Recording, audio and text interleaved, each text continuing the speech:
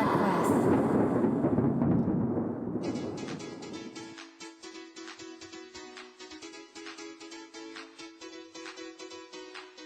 We should probably start off this whole recording just acknowledging the fact that I'm probably going to cough a lot during this because I'm still getting over COVID.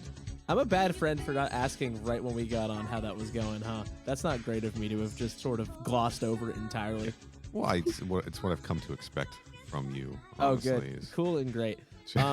You sound pretty good, though, all things considered, which is good. I'm getting there. Yeah, the cough is much better than it has been, but like, I don't know, dude. Like the COVID just set up shop in my throat. Right. And was like, we're going to chill here for a long time. Like, are you just picturing the Mucinex guy? Yeah, that's the Mucinex guy moved in. And he was like, hey, it's what's me, going on? The most disgusting thing you've ever seen on a commercial. Gabagool or whatever. Why, is he Italian? That's what I was like. Is it a New Yorker? Yeah. It's like, Hey. I'm congesting over here. Yeah. Right. That is tough. For all our New York listeners, we love you. Shout out to the New York Mucinex listeners. Yeah. Yeah. We're not implying that you're all a horrific health plague, but we're also not implying that. Right. I've never been to New York. The last time I tried to go to New York, the reason I could not go was COVID. So I have reason to believe that maybe the Mucinex guy also has a problem with New York. Probably. Hey, Sarah, how's it going? It's going. We are notoriously bad at introducing guests on this show. Hello, it's me. Why don't you introduce yourself? Well, I'm going to defer responsibility entirely. You didn't tell me I was supposed to do an introduction. I mean, that's usually what I do is defer. Hi, I'm Sarah. This is a voice. You have a voice that our listeners should recognize because you were nice enough at the beginning of this podcast journey to record a bunch of stuff. Oh, yeah. For us, for the intro and the mythologies intros, the roll call where I had to tell you how to pronounce the name Omegus. Right? Yes? Yeah. Yeah, I didn't grow up with Mortal Kombat so much. I was more a Tekken girl. Yeah, you're a Tekken player. Yeah. And yet we still get along. It's weird. The world is healing. For now. Finally. Well, welcome to the show. Thanks for joining us for this one. This episode. Nice to actually have a conversation with you and not like a handful of haphazard Discord messages over an extended period of time. Bantering over Discord. Yeah. So, yeah, I don't know. I guess a little bit about me, I guess, is just I'm slightly pursuing some voice acting stuff minorly. And I'm here because I have a bachelor's in Japanese language, and I'm just here I didn't grow up with Sailor Moon, but right. I'm just here to lend us some sort of credibility. Sure. I guess. I don't know. It's just I watched Sure. I watched it with you guys a little bit, and it was fun, and we're just here to talk about it.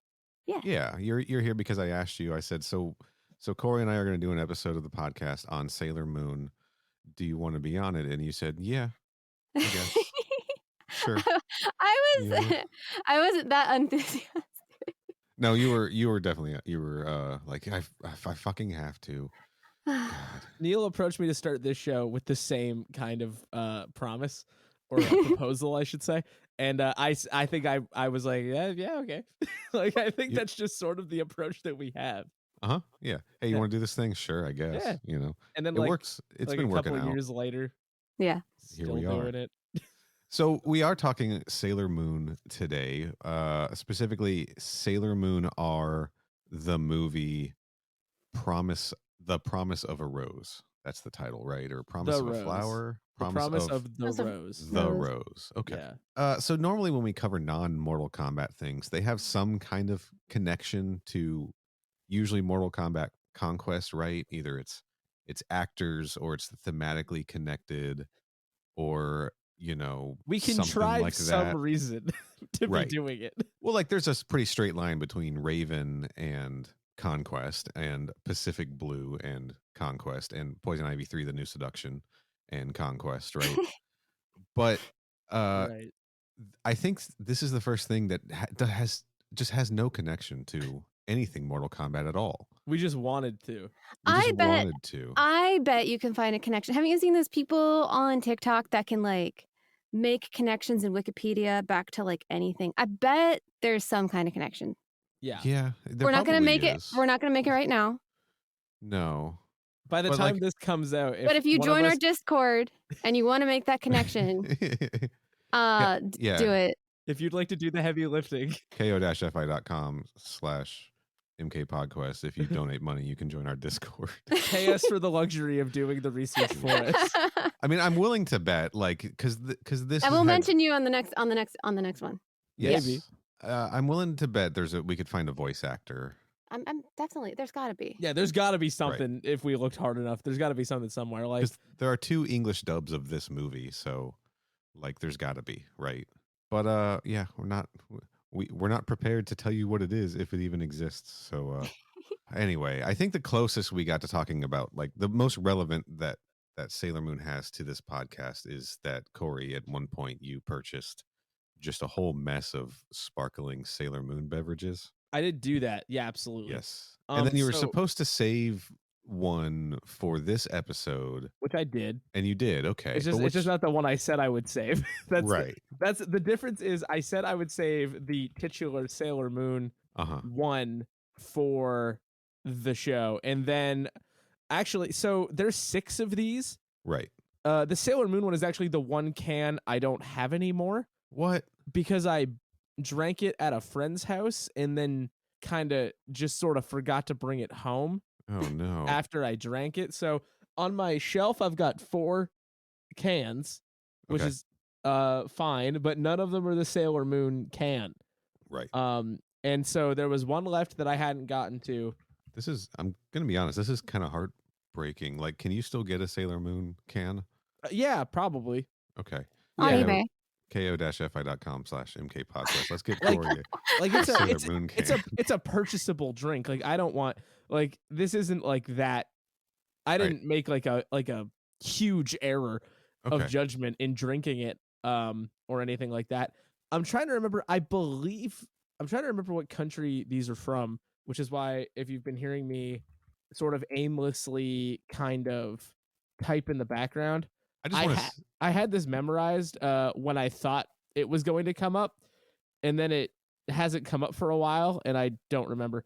But you wanted to say something. Yeah. If I were in your position, Yeah. where I had a complete set of these Sailor Moon sparkling waters, right? Uh-huh. Took a can to a friend's house, drank it, and left the can there. Yeah. I would have ordered a replacement can on my drive back, like the second I realized I lost the can. That's dangerous driving. I It would is be like, dangerous driving. well, So I- true. okay. Don't fair. drink and drive. If I was like in an Or order Uber, drinks and drive. Right. I would have immediately like replaced it because it would just drive me nuts to know that like the one. I is mean, not one there. day I'm just gonna decide to get rid of the cans, right? Like I'm not gonna be the only person who kept these cans. Right. I did also want to drink them and just sort of like hang out for a bit, and that's fun. Yeah, but like when you get rid of them, you're gonna Right. ship them to me, so I have them. Do you know how much these are? Like if you have like I don't know $18. Yeah, I'm looking now. There looks like the Sailor Moon Ocean Bomb soda is $3.99. Yeah, that even seems high. I think I paid less than that per What? can. Hold on, there's Warhead soda. We can't get into this right now. But like if you want the Ocean Bomb Sailor Moon sparkling water, it's a very easy thing to acquire. I just want you to have like a little bit of faith in yourself and your sort of collecting prowess that if you Uh-huh. wanted these, you could have them. Yeah, $35 on eBay. I can get the whole set. There you go. Bob is your uncle right away with that. Instead, Nice what I one. did is over like a series of months, I drank 5 of them, realized I was going to need one for this, and waited a long time with this one just sitting at the back of the mini fridge that is in my room. Uh-huh. Which one is it? It is the Sailor Mars one. I believe that's Sarah's favorite Sailor Scout, Judges? right? yeah, Ray. Yes. Okay, Yes. great. I did this on purpose because I'm a very dutiful. I'm a very dutiful host, and that's great. So it's strawberry flavored. Uh-huh. Oh, it's even better. I love strawberries. So Oh, Sarah man. should buy one of these, maybe several. Drink a couple, keep the other one. So let's just. I remember last time I drank one of these into a microphone. Happens more often than you might think. Mhm. I remember the biggest takeaway, that can opened like shit. Wow. I heard it. I could hear it this It time. sounded good to me. What? Yeah, but the Yeah. tab like barely actually pushed the metal out of the way, so I'm trying to do it with my Oh. thumb without like cutting Yeah. myself. Anyway, can we're do it. fine. So what I remember about this from last time is that the smell was like overpoweringly strong, and the flavor was like much stronger than you'd think. I know with like LaCroix and Uh-huh. similar flavored waters of the day Sure. du jour. Perhaps a polar. Sure. The biggest thing that people complain about is that there's not enough flavor. It's as if like a lemon walked into a room last week and then somebody like canned that, being the issue. Right. This has the opposite problem. It's astonishingly flavor forward. I'll have you know Right. right now, as I opened this can, the first thing that happened is I got punched directly in the face with artificial strawberry smell. And if you smell the drink directly, as I do every time, Uh-huh. because it's sort of like what a sommelier would do. Yeah, I right. think. You have to get the nose. You have to right? get the nose. You got to shake it around. You Yeah. got to gargle it weird Uh-huh. to aerate it. But Tell me if it has legs. Does it have legs? it's got legs and it's got kicks as well. Okay.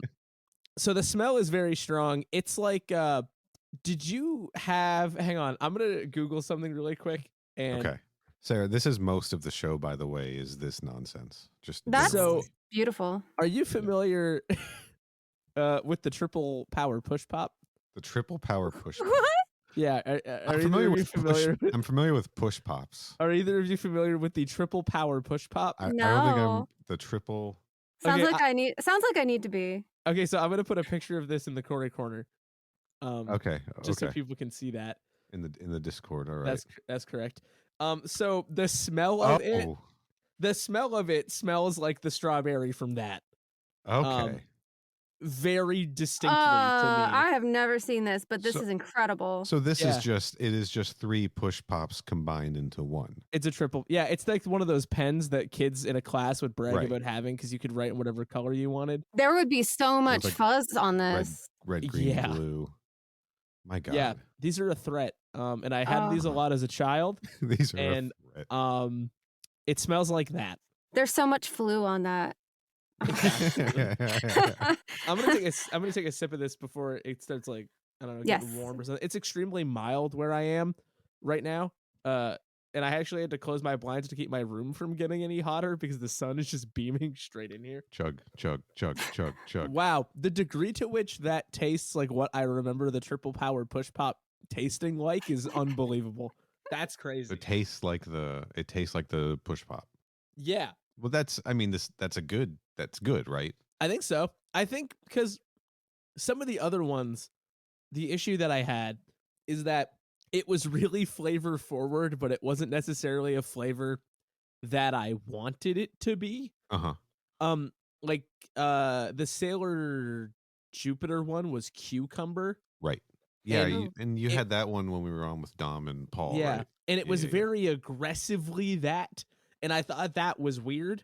Uh-huh. And I didn't particularly enjoy it. The Sailor Moon one, which I obviously did not drink here, is pomelo, which I was just kind of unfamiliar with, So am I. and that had a lot going on.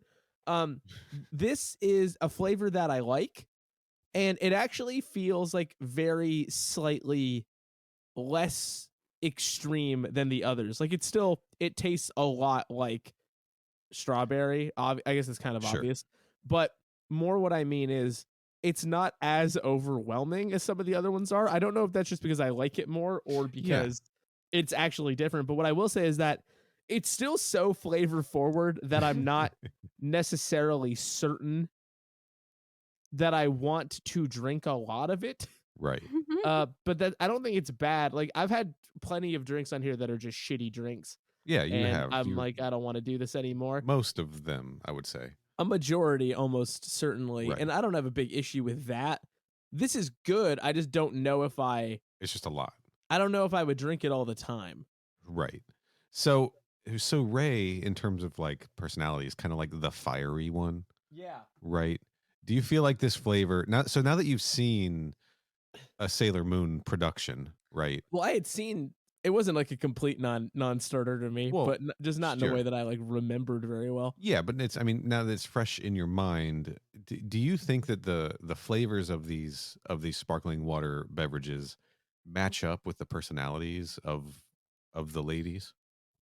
I'm not necessarily. Like, was the Chibi-Usa one insufferable, for instance? I think that's gonna hinge largely on how you feel about each of the individual. Right. Okay. Yeah, Hold, but her hold the fucking phone for her a second. personality is being annoying. There's so a with sit- there's in a an situation. annoying beverage. We have a situation. Yeah, I know what the situation is. Can I No, guess you what don't. I bet What I is do. it? What is it? That there's more than 6 of these, There was not when I bought them. but there is now. There's There is. like 2 additional ones. There's 8 now. There's Sailor Uranus and there's Sailor Neptune. What the right? fuck? Are you out of your mind? Dude, when? When? Every lot I ever fucking saw of these was 6 drinks. But there's 2 more. Yeah. That one's pineapple flavored. The can is blue. Ooh. Are you nuts? That's either going to be amazing or terrible. Pineapple and kiwi flavored Right. are those 2. Remember when Zangief was obsessed with a pineapple or some shit in the Street Fighter cartoon we watched? Dude, yeah, I do. I'm so mad. So just as a refresher for folks, the other flavors that I have, because I don't have the other 2, and I'm gonna have to fucking buy these now because Grab yourself another Sailor Moon while you're at it and get the whole collection. Damn it! Why are these being sold on Etsy too? That's weird. It's gone rogue. Sailor Etsy's gone Mars. rogue. Handcrafted. Yes. Handcrafted Ocean Bomb Sailor Moon beverages. So Sailor Jupiter was cucumber.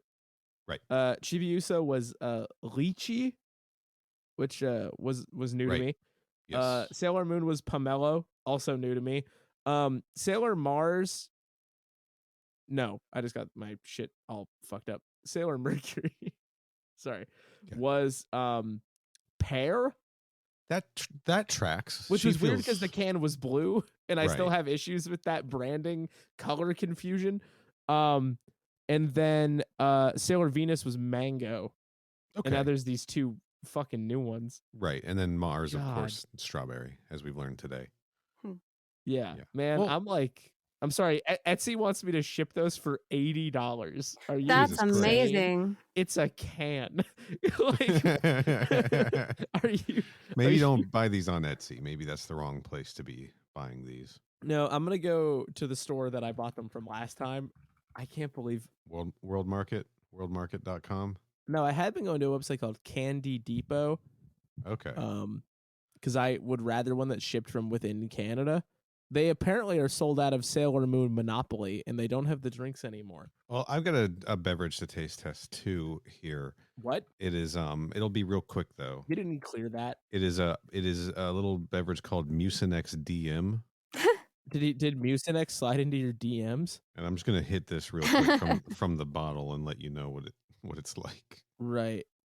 Yeah, why is every other website only selling 6 of these? Where did these 2 rogue ones come from? Oh, that Mucinex DM hits hard. It's okay, Neil. I hit the Imitrex earlier. Oh damn. All right.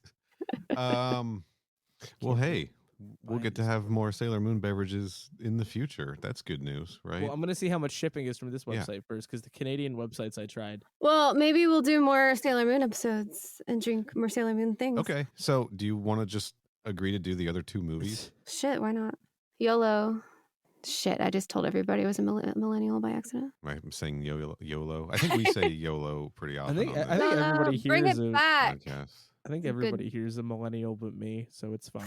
I missed it like narrowly, so Yeah, I might be. I don't think I'm cusp. I think I'm. You're a pretty dead millennial. set middle millennial here. I'm a late millennial, but I'm a still. Yeah. Anyway, now that we've got that nailed down, Corey, I noticed you did not commit to agreeing to do the other Sailor Moon movies. Does that I'm trapped. I'm mean? trapped on this podcast. I didn't think I had to say anything.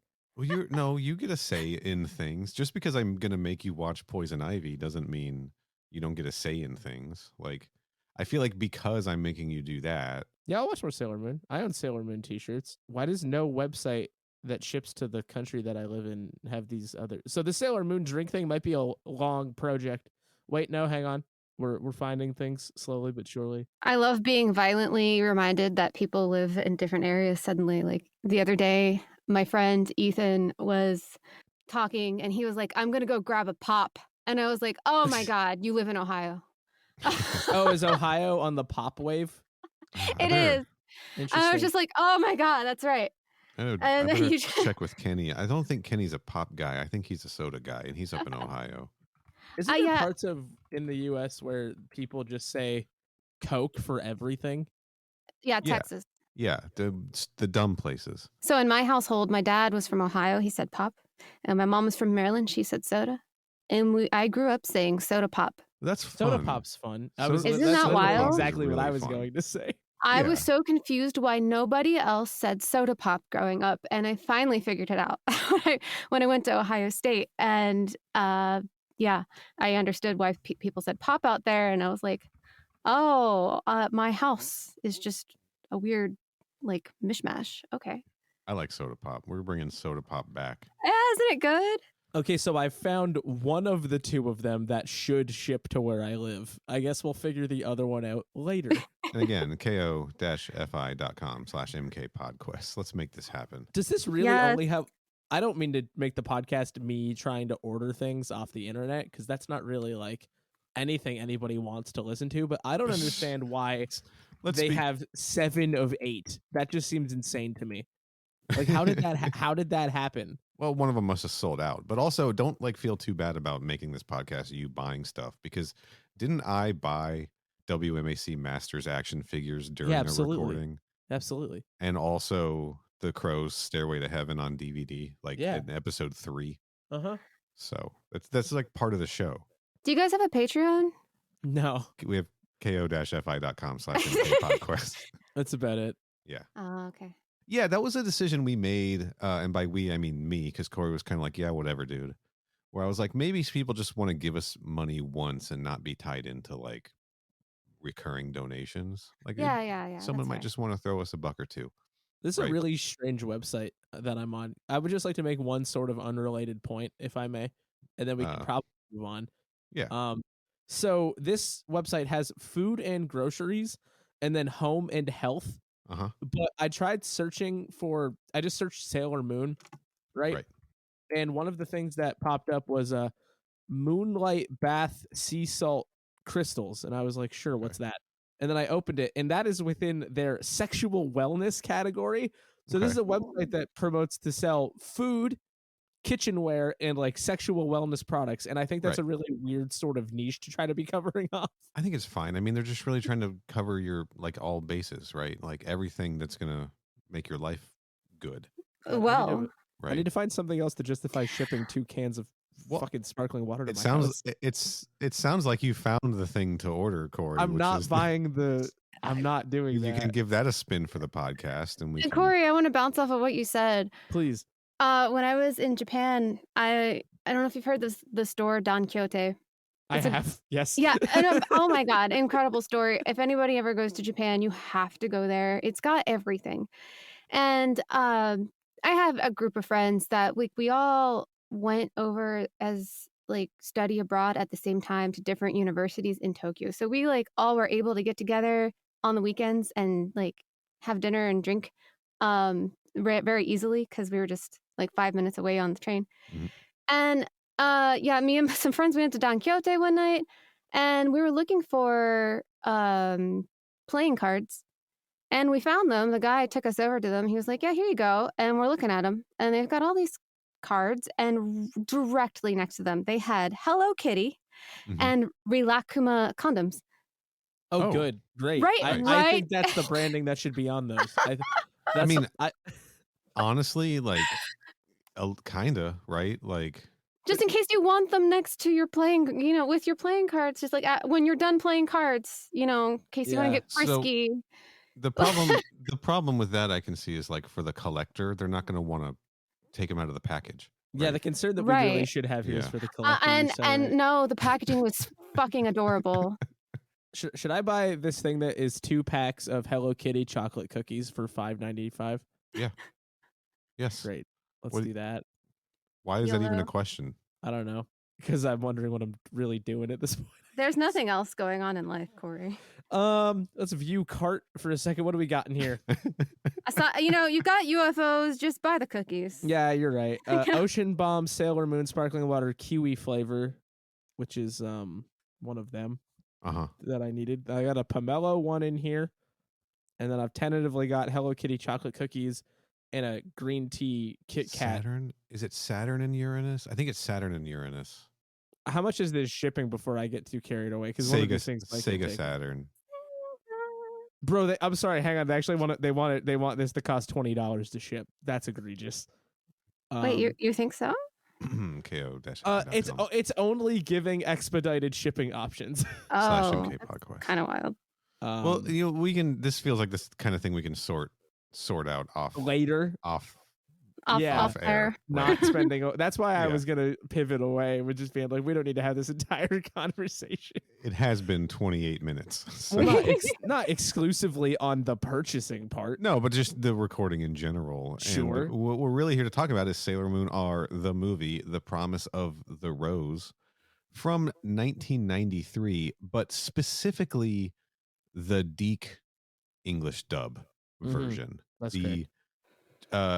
Chopped and screwed for American audiences, promotional purposes only VHS rip of this Sailor Moon R movie. Did it get chopped and screwed? There are some minor edits. Actually, Sarah and I watched the unedited Japanese version this morning, and there are, there's tonal differences, obviously. There's like one scene maybe that got cut, and that was a scene where Chibiusa, or Rini, I suppose, as American audiences know her, tries to suffocate Serena to wake Yeah. her up. It was like, what, 10 or 15 seconds long? It was an extended segment of her, like, with her hand over her mouth, like, yeah, suffocating her. to try to wake her up. Was like, this after getting thrown through that window? Yes. Yeah. Yeah, okay. Yeah. Yeah, that So- scene didn't need to be any longer than it was. I think it makes sense to cut that out. I it was agree. It was exceptionally- wild. I was like It was really funny. awkward. It was really funny. I laughed my ass It off. was funny. It was awkward, but it was funny. Yeah. So, I guess a little background, Corey. You mentioned that you've seen some Sailor Moon, but not like a lot of it. Does that Yeah. track? Okay, Yeah, absolutely. I could not tell you what I've seen. Just sort of a Right. random smattering. sure. But I mean, it's also just like broken through cultural consciousness enough that I feel simultaneously like very aware of it Uh-huh. and have like a pretty good understanding of it. And yet, like, how much of it have I actually been watching? Right. Probably not like an overwhelming amount. Yeah. But like, I like it. I've always really enjoyed like the aesthetic of it. Oh yeah. Not last Christmas, 2 Christmases ago. Right. I got. Because last Christmas, I I gave gave you my heart. Yeah, thank you both so much for doing the joke we all saw there, and somebody was gonna sell it. I got some Sailor Moon T-shirts for Christmas Yeah. from. Was that the Vans crossover? No, weirdly, it was just 2 licensed T-shirts.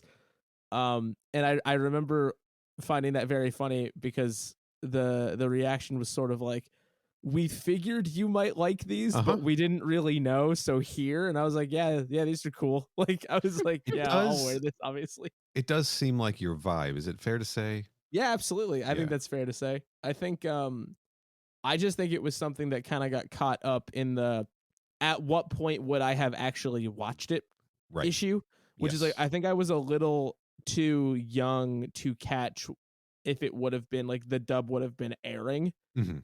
So I just kind of lost it in translation. And then by the time I got into it later in that, like, I think it looks cool and I get what it is since, like, I just wasn't going out of my way to stream it or anything. But Right.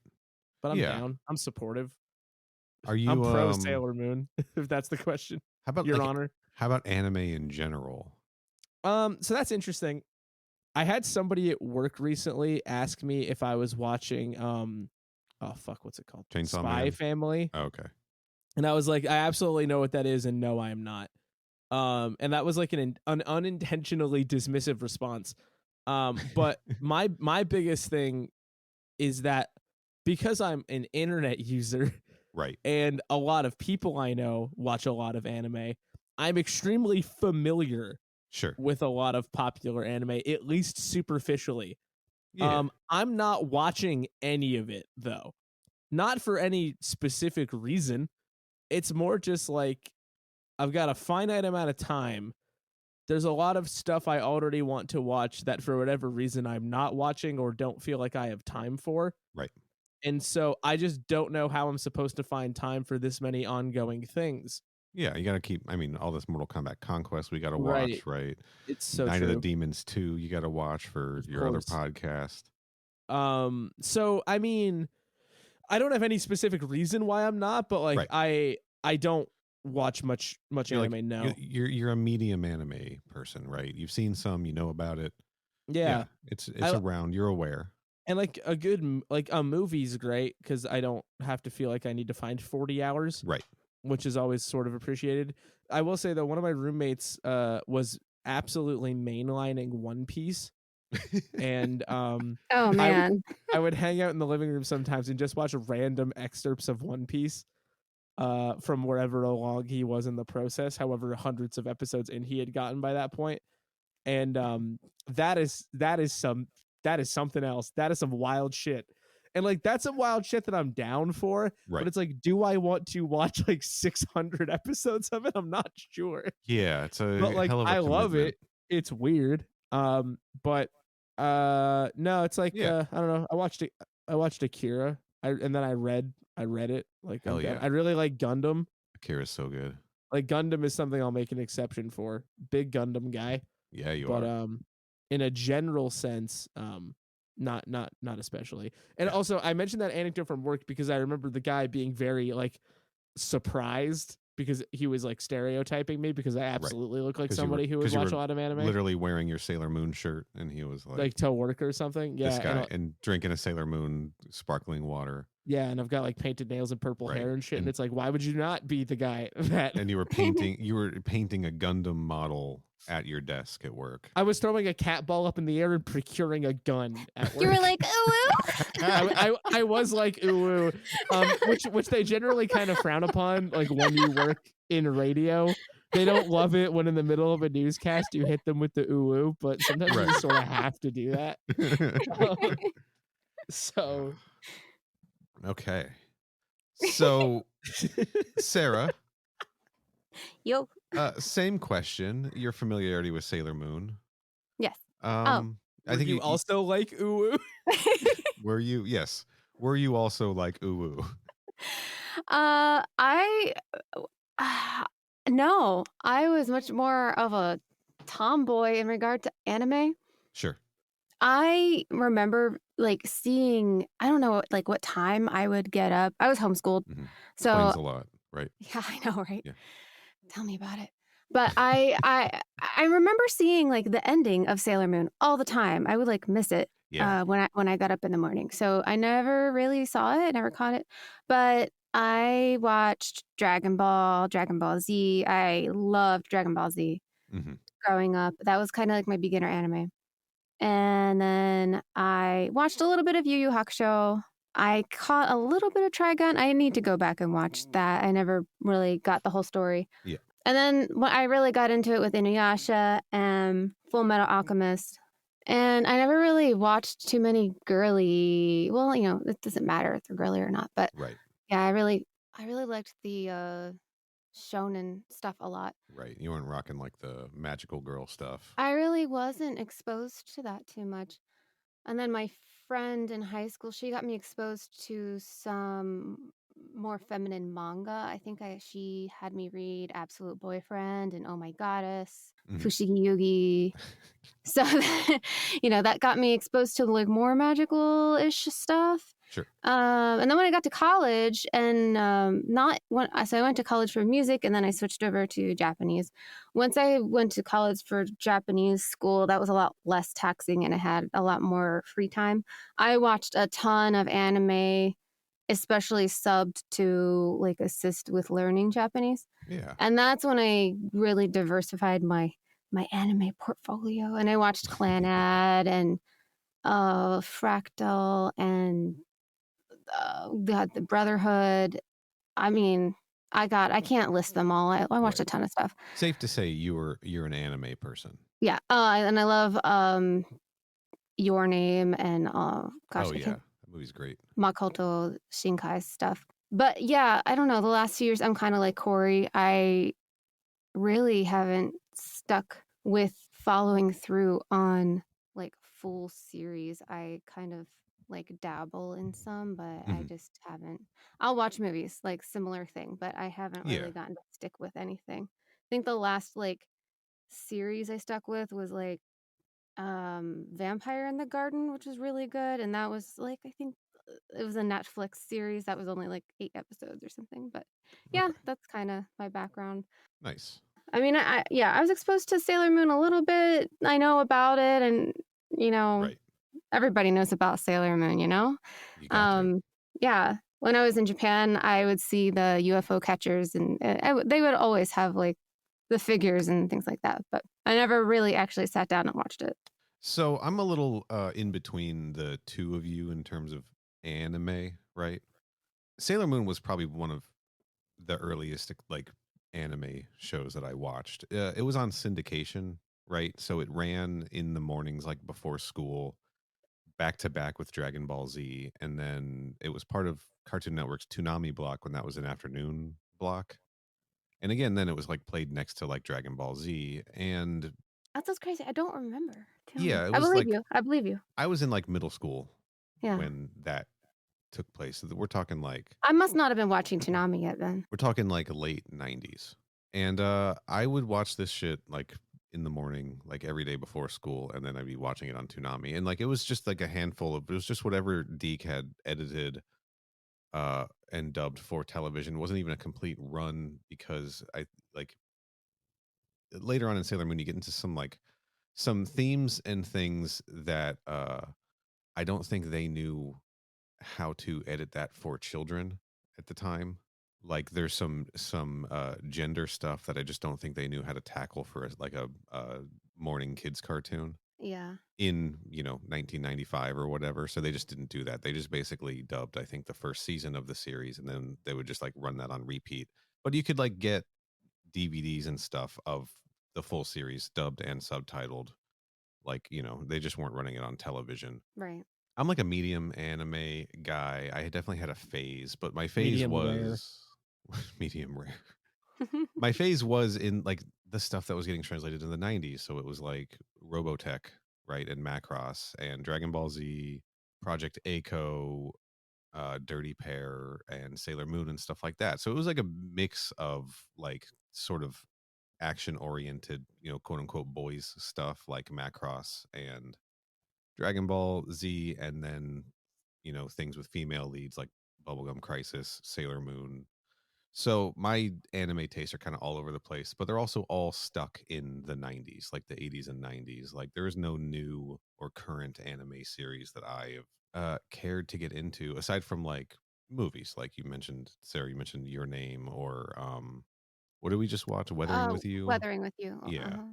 or like you know Takinoko. Miyazaki stuff, right? And Yeah. of course, like one of the greatest movies ever made, Akira.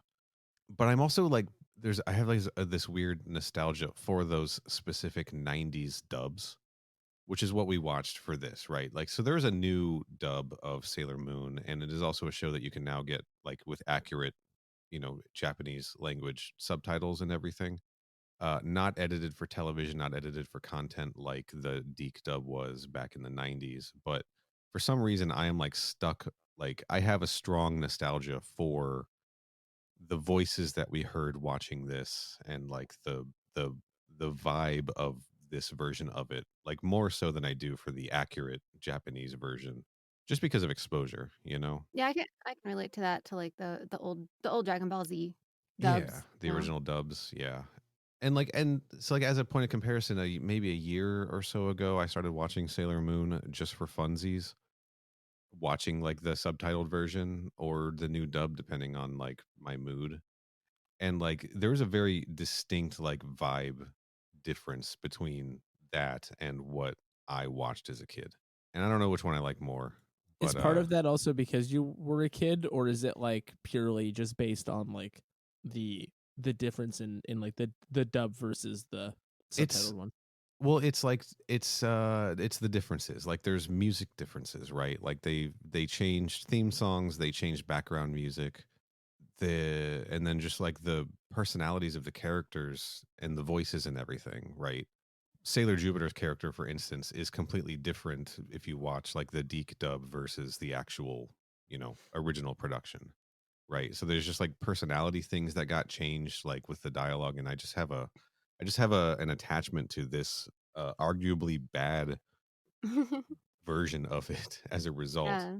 It is definitely different. And like as a point of comparison, I do have like like a DVD with like 7 episodes of Sailor Moon S on it from this original DiC dub. And if I'm not gonna do this, but if I did side by side those episodes with the accurate dub, like there would be like significant tonal differences. And that's like why I wanted to watch this version of this, because I don't know, it's just I think a nostalgic experience for me. I also thought it would be a good exposure to Sailor Moon, because this is like what Sailor Moon was in America for most of its life. That didn't make any sense at all. But like, For most of its audience.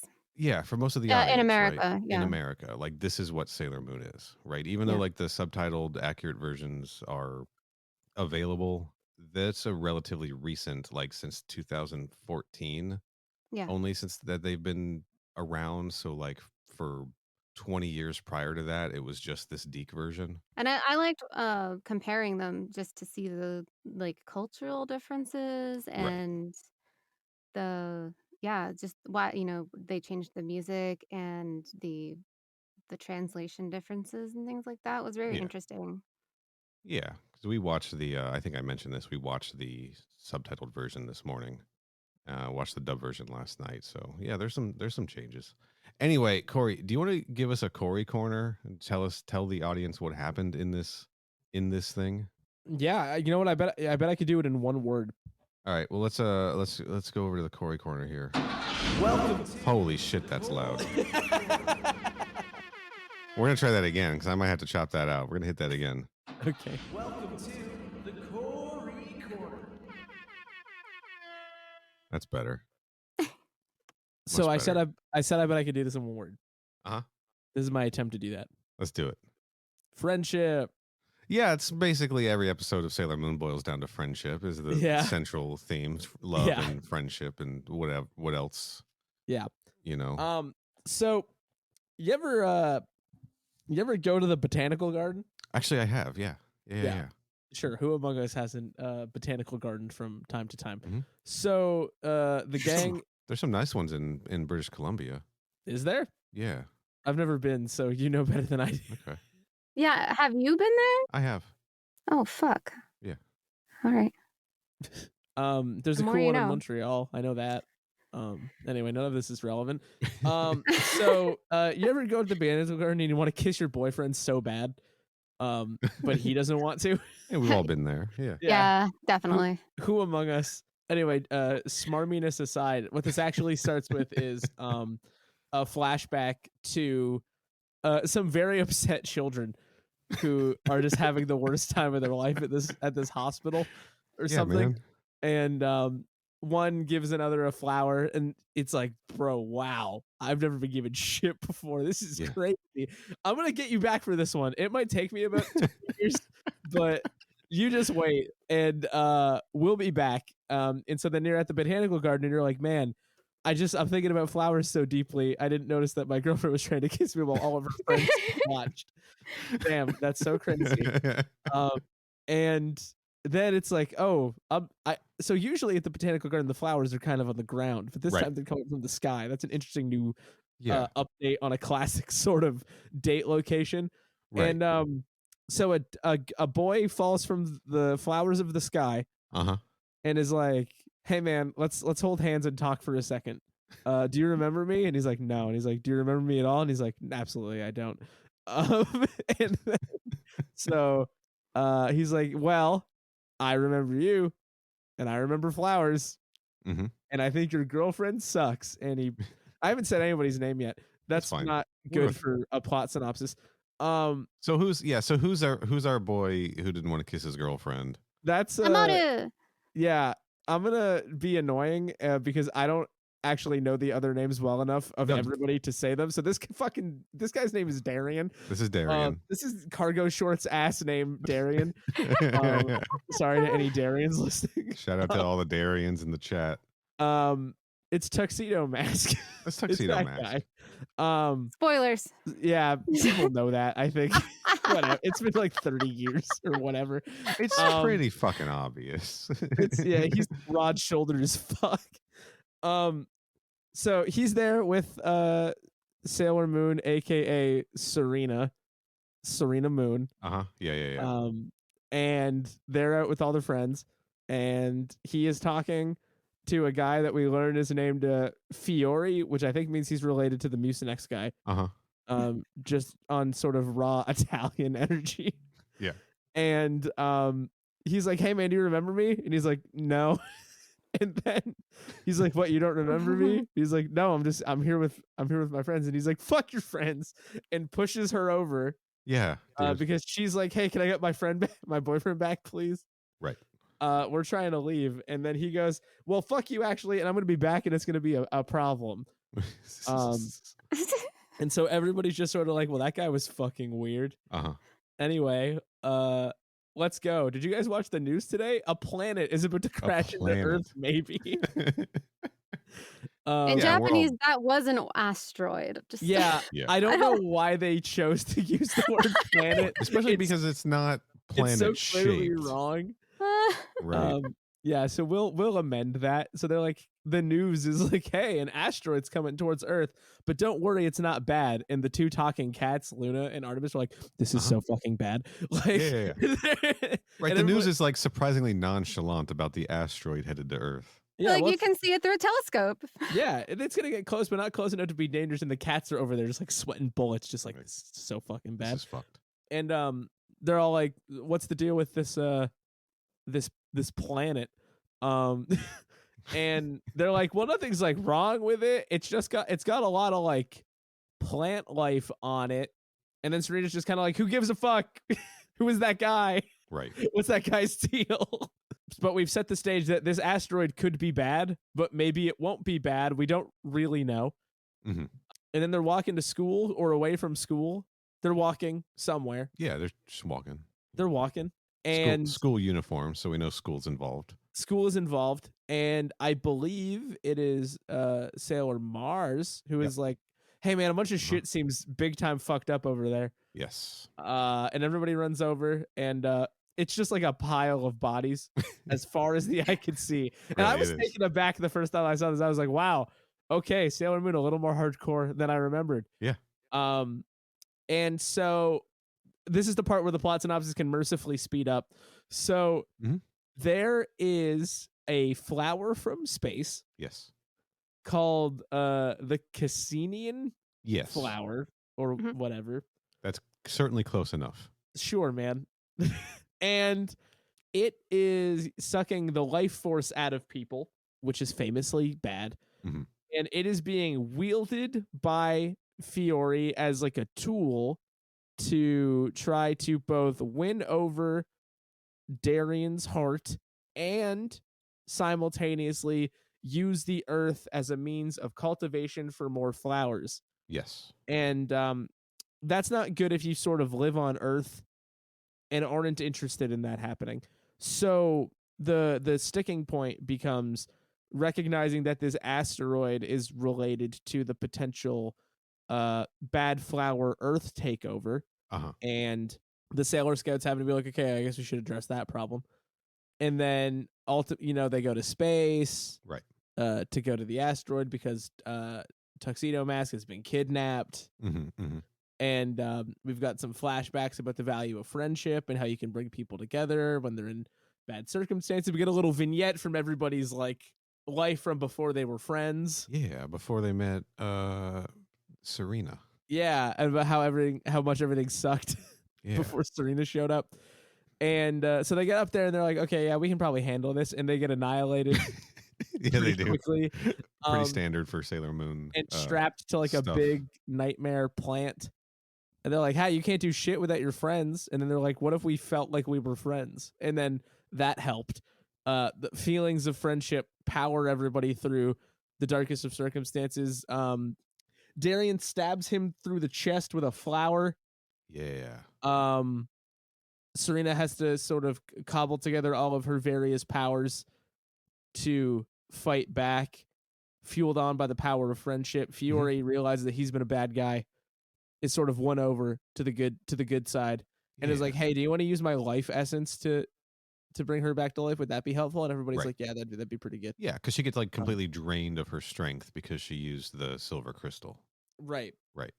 And then everybody's fine. Jesus Christ, Neil, what is that? That is Tuxedo Nux. Wow. From one of the Archie Sonic cartoons. What is that? Sally Moon, look, it's Tuxedo Nux. He's come to save us. Yeah, man. Yeah, I believe this was. Holy shit! I believe this was just a like an alternate universe. Oh my god, folks! This is so. Speaking of visual bits on a podcast, which was something we were discussing prior to recording, I'm gonna make the thumbnail art for this episode Tuxedo Nux, just so that people get a little payoff. Dude, that sucks. Anyway, that was a bit of an all. Dude, that sucked. That was a bit of an all over the place plot synopsis, but you get it. Yeah, we got it. We got there. Friendship seals the day. Yeah. We're gonna go over to the Neil Nook here. I'm gonna talk a little bit about cast and crew and character names. Welcome to the Neil Nook. It's Gucci. No better time than 1 hour in. It is Gucci. Yeah, man. This is classic MK Podquest right now. Well, and it's been a while, so it's like surely this is like also a consequence of like rust.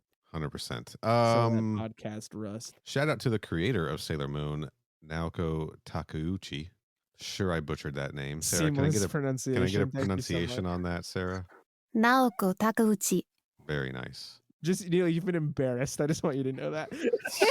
I haven't been embarrassed. I know.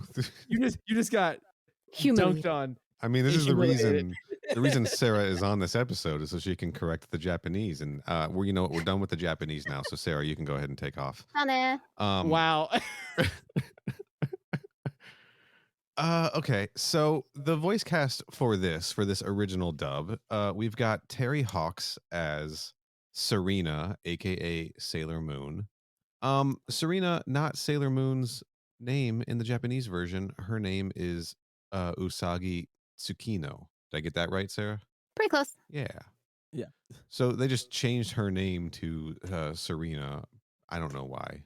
It's very funny that every name. I know why. Ray. It's very weird. They're like, yeah, that one's fine. That one passes. Sarah knows why. Why did they change her name? Because Serena is, I think, the Roman goddess of the moon. Hey, there we go. That makes sense. That's why. Artemis is the Greek. I think Serena is the Roman. So, yep. Okay. And the name Usagi means rabbit. And you were telling me something the other day about how that relates to the moon. So, like in, I guess, like Western culture, when we're kids, they always tell us to look at the man on the moon. Yes. But in East Asian cultures, they see the rabbit on the moon. The patriarchy wins again. So there's a bunny on the moon. And so it's Usagi. And then her last name is Tsukino, which is like essentially civilian of the moon. Gotcha. Very cool. We've got Vince Corazza as Darien, a.k.a. Tuxedo Mask, who in Japan is named Mamoru Chiba, which I believe we looked up translates to Protector of Earth, roughly. Little on the nose. But they made his name Darien. for the English version. Which just, I don't know. Look, That's someone's just, got to it's be just named Darien. Darien. Right. Sure. Somebody has to be named Darien. Legally. We've got Karen Bernstein as Amy, aka Sailor Mercury. Her Japanese character name is Ami Mizuno, which means person of water. Is that correct, Sarah? Mizuno. Civilian of water, yep. Or person, yep. Kate Griffin as Ray, aka Sailor Mars.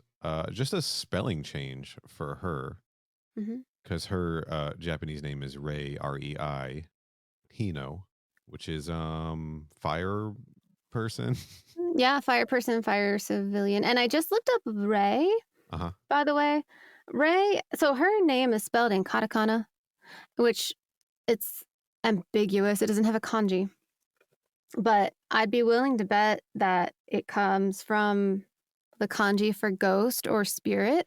Okay. Which is also Rei. But it's interesting because there's also Nemu from Toho Project, and she's also a Shinto priestess. So, and her first kanji, the first kanji of her name is Rei. So, I don't know. Just thought it was an interesting comparison. It is cool. We've got Susan Roman as Lita, aka Sailor Jupiter. She had her name changed the most. Well, almost, I guess. Yeah, the most. Would love to know what that means. Cannot wait to find out what that means. Her Japanese name is Makoto Kino. Darien's name is Darien. Right. but Darien is a name. Serena is a name. Lita doesn't feel like an entire name. She's named after the illustrious reissue record label Light in the Attic. Right. Yeah, but that's not true. This is what I'm saying. That's an abbreviation of Light in the Attic Records. That does so Lita does not feel like a complete name. We're gonna get to the bottom of this. All right. While you do that, Stephanie Morgenstern is Mina, aka Sailor Venus. So Lita is a Spanish name. Okay. Google is telling me that it means gladly. All right. Melodic and sweet, this name conjures images of a happy, cheerful child with a zest for life, according to thebump.com, which I guess I don't totally necessarily want to just believe. Just purely on, I don't know what that I'd argue that's not very true to Sailor Jupiter's character either. The name can be a diminutive form of Amelita, Alita, or Lolita. Okay, well, I'm glad they didn't name her Lolita. That's pretty tight that they didn't do that. There's also Alita in the video game Boktai. Stephanie Morgenstern as Mina, Sailor Venus. Her Japanese character name is Minako Aino, which is person of love. Yep. Yeah, which is because she's Venus and it's the planet of love. These are things Sarah taught me earlier, and I'm seeing if I can remember them. Yeah. Tracy Hoyt as Rini, who also had her name absolutely twisted, chopped, and screwed. Her character's name is Chibiusa Tsukino, I believe, in the Japanese version. Spoiler alert, she's Sailor Moon's daughter from the past. It's all very that's confusing. fun and weird.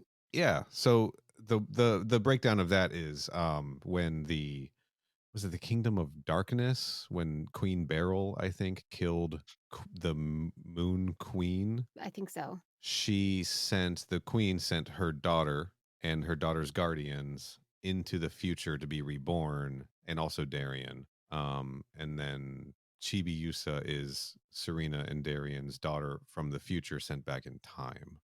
But they don't know that. None of them know that when she first shows up. Right. Super tight show. I don't know. I feel like that's enough for the Neil Nook. Let's talk about some specifics for this thing. Sarah, did you like this? Yeah, I thought it was really good. It's pretty fun, right? I enjoyed it. It is fun. And I thought it was really sweet. I liked the Japanese shows. Well, and they still do. This still holds true for a lot of anime where they have like this really big moral happening, this like moral of the story of like friendship or some kind of communal happening. You know what I mean? Yeah. Yeah, where you got to be there for each other, which is like a really, really deep cultural construct of Japanese culture. That was redundant, but you know what I mean? Yeah. It's also a huge theme in the Persona games. Yeah, well. And a huge theme on this podcast. Yeah. Sweet. Badass. Yeah, but I don't know. I actually really enjoy that about Japanese culture and media and everything. So yeah, I liked that. I think this is a very, very fun watch. I think this is a great way to get into Sailor Moon also, because you kind of get the whole thing compressed into one movie, right? Like you get to know all the characters, everybody gets to like have their time where they do their thing that they're famous for. You get to see all their You get to powers. see all their powers, you get to see them all together, and you get kind of like a complete story. And even this one that Mhm. sort of like flashbacked to like, showing moments before the group kind of formed, right? And how Yeah, and even important it was that they found each other. I noticed that even during their little flashbacks about when they met Yeah. Serena, that you got a little taste of their personalities, which I thought was very neat. Yeah. Because here's the thing, if you start Through watching, bullying as well, which is a fascinating angle to take. sure. Yeah, What are they being made fun of for? This is their core character right? trait. Right. But that's the point, man, is like but they found the place where they all belong together, dude, Yeah. Like a Persona game. Just gonna make that comparison again. Um but like if you watch the show, it takes like 6 episodes for Serena to find Ami, right? And then it takes like another 6 episodes for them to find Ray, and then like another 5 episodes before they find I forget who's next. I think Jupiter's next, and then Sailor Venus is the last one. It takes like 40 episodes to like get the scouts together. Hmm. I think the movies are a nice shortcut because they get you involved and invested in the characters, and then you're like, yeah, I'm gonna check this shit out from the start, which is something that I'm probably gonna do later today. Put on episode 1 of Sailor Moon. Not gonna lie. Corey, what did you think? Did you like this thing? Yeah, I really liked it. I had a great time. It's fun, right? This shit's awesome. Yes. I will say I watched it for the first time nearly a month ago, Right. We may have had some and then scheduling mishaps. and then we didn't end up doing it right away. So I did like passively rewatch it today. And so this exact reaction probably isn't capturing like exactly as I felt in the time, but looking back at my notes, I could tell I was fucking stoked. Yeah. So We all got sick at different times. yeah, Yes. That was so great. like I've just got a lot of notes that are just like just all caps like shouting about things. I was gonna say Um, exclamation marks. Yeah, no, Okay. absolutely. Are there any specific parts like you loved? Like let's hear Corey, some of how did you like the Japanese pizza? the Oh my Yes. god.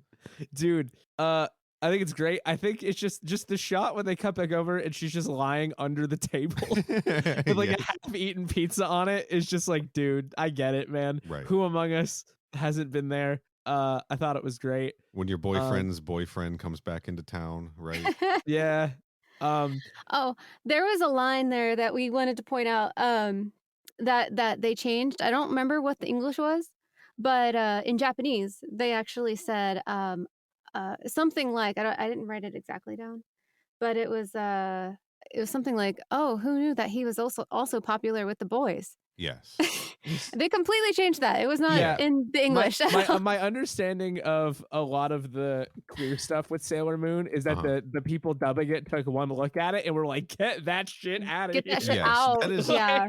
That is accurate to the DiC dub. That's kind of what I was trying to say earlier with there were Yeah. certain Well, things isn't there just straight up lesbian characters in Sailor Moon? there's Like, Yeah. lesbian, but there's also There is. I believe like a character that is a man who then transitions into a woman when they transform. So there's think so, yeah, yeah. no, there's the gender stuff as well. yeah, no, the 1990s DiC dubbing team were not going to have a great time with that. They weren't I gonna don't have think. it. They just couldn't. They just didn't have the capacity at the time, Yeah. unfortunately.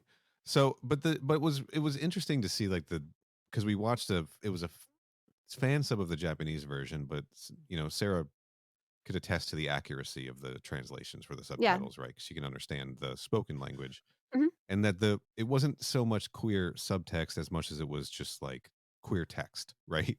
Like Yeah, it was very much like straightforward. Serena's like, wow, I guess Darian's also into guys, right? Yeah. And what's his name?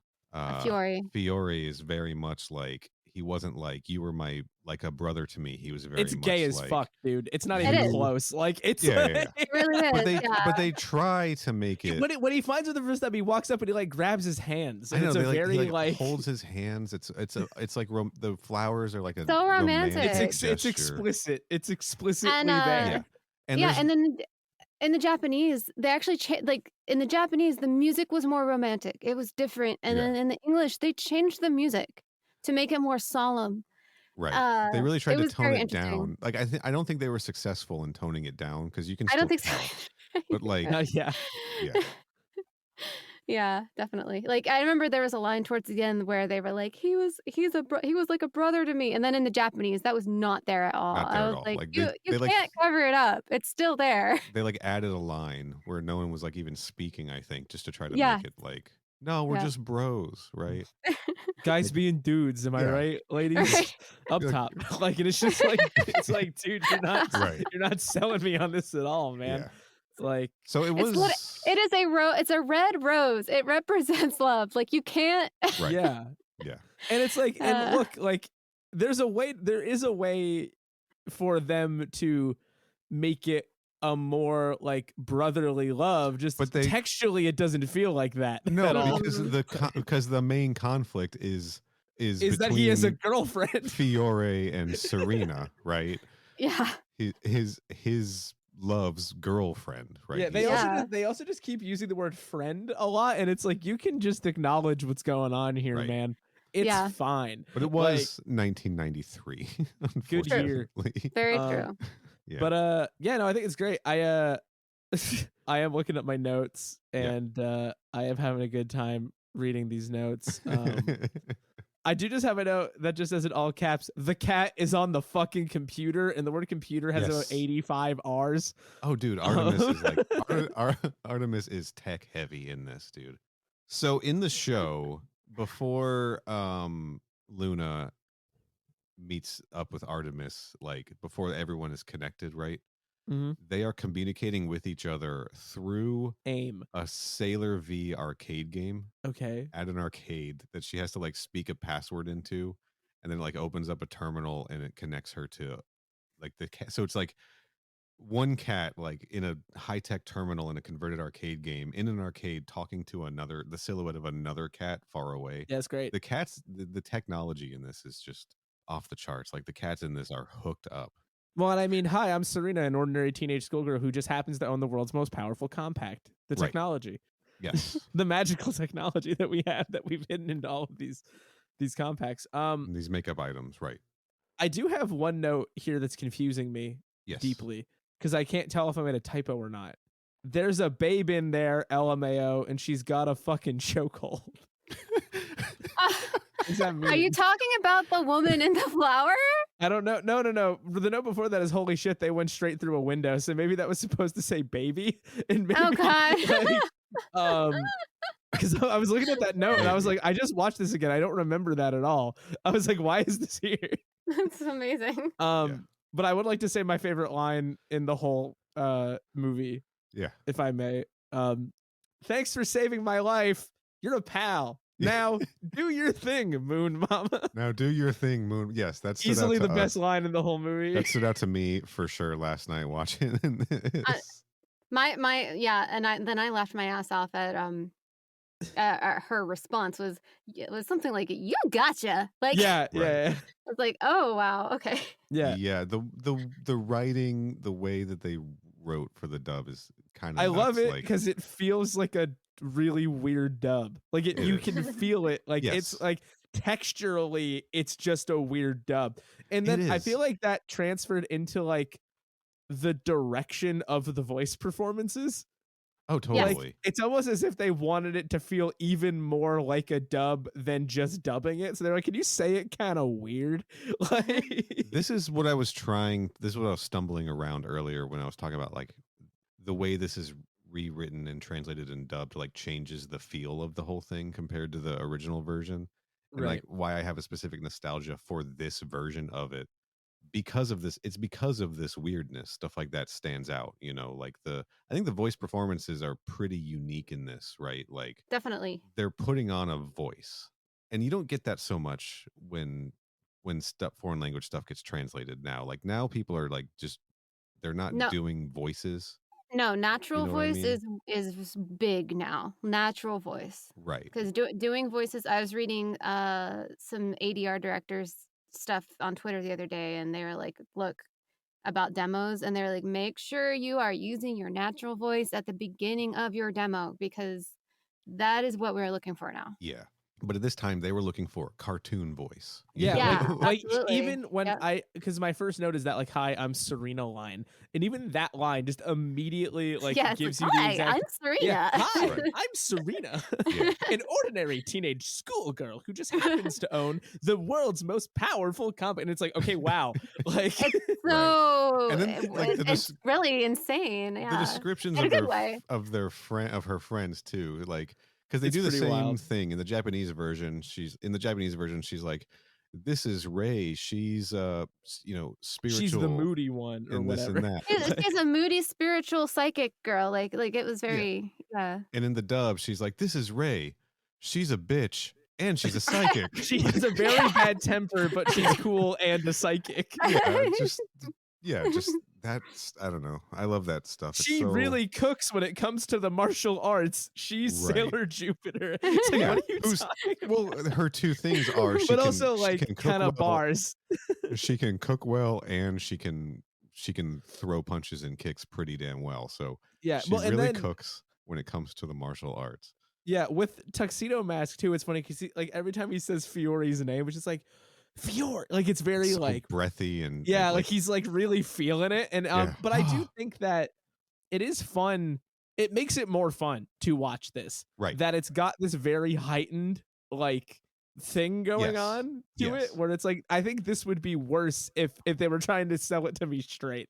Both Yeah, and literally and figuratively. I don't want to. I don't want to like. I don't want to lead you astray. I don't want to say like because like the way it's originally performed in Japanese I'm sure it's great. is very very good, and they are selling it to you straight. It still works. It's just a different kind of. It's just a Yeah, different vibe. this is right? fun to watch because it's like it's a little goofy. Yeah. Um and also it's unclear how aware of the level of goofiness it is, Right. which I think is good because I think the goofy quality could easily be a byproduct of we don't know what to do with this thing. Yeah. Therefore, I guess we're going to do this. But no, it's great. I think it's funny. I There's think I also was gonna say, I think it's also just like the 90s. right. They Yeah. had to adapt it to American cartoon standards of the 90s But too. even beyond that, I think that they were adapting it to a younger audience than they were actually going to have. Right. I think they were trying to tone this down for like much younger girls as opposed to like but Chibi used to just pull out a gun. I know So, she does. So I But mean, this is one and of the but granted, it shoots darts, but like yeah, that was fucking outrageous that when scene she is I crazy. couldn't believe they even did that in Japan. Like Yeah. I was like, wait, It also just shoots what? a dart that has like a card in it and some Right. confetti, and it's just like, but Gambare. what I'm saying is like when they were dubbing this series for syndication here, I think they were like this is for 8-year-old girls. We're going to dub this for 8-year-old girls. So the content is like geared for an older audience, but the dubbing is geared towards a much younger audience, and that's when you get weird lines like "Do your thing, Moon Mama," right? that line's great though. That line's Like- unironically great. Another line delivery that makes me laugh a lot is when Darren is like, "It's so nice here. The flowers smell so nice." Yeah. I never noticed how the flowers make me feel so calm. I love it because it's very like direct and didactic, and they're like, "Hey, Right. the flowers are important," Yeah, but yeah. also it's just like If you didn't get it's it by so now, nice here. Like he's just like he just wants to walk around this place. Yeah. Like he's just really enjoying himself. Yeah, And man.